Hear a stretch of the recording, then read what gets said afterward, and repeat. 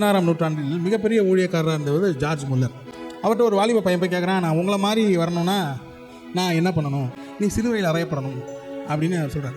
எனக்கு அப்படின்னா என்னன்னு தெரியலையே அப்படின்னு அவர்கிட்ட கேட்கும்போது, சிலுவையில் அறையப்படுறதுனா உங்கள் முற்பிதாக்கள் யாராவது செத்துருப்பாங்களா, அவங்க கல்லறைக்கு போ, 10 நிமிஷம் அவங்கள பற்றி கடுமையான வார்த்தைகளை சொல்லி திட்டு, அப்புறம் நிப்பாட்டிடு, திருப்பி 10 நிமிஷம் கடுமையான வார்த்தைகளை சொல்லி அவங்களை புகழ்ந்து சொல்லிட்டு வா, அப்புறம் பேசிக்கோன்றாரு. திருப்பி அவர்கிட்ட வந்து சொல்கிறான், நானும் 10 நிமிஷமாக போய் திட்டினேன், ஒரு பதிலும் கிடைக்கல, 10 நிமிஷமாக புகழ்ந்தும் பேசினேன், ஒரு பதிலும் கிடைக்கல அப்படின்னு சொன்னோன்னே, இதுதான் சிலுவையில் அறையப்படுறது.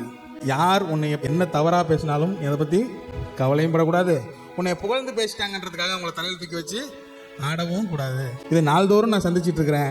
அதனால் எதை பற்றியும் நான் கவலைப்படாதனால தான் என் ஊழியம் கலைத்து கொண்டே இருக்கிறது. நம்ம எதை பற்றியும் கவலைப்படாது. யாராவது பெருமையாக சொல்லும் போது கேட்டு பேசாமல் போயிட்டே இருக்க வேண்டாம். எப்படி நம்மளை தாழ்மையாக பேசும் போதும் அதே மாதிரி வாய மூடிட்டு நம்ம போயிட்டே இருக்க வேண்டியது. யாருக்கிட்டையும் சண்டை போடுற வேலையோ அவங்கள்ட்ட போராடுற வேலையோ நமக்கென்று போராடுகிறவர் ஒருத்தர் இருக்கிறார்.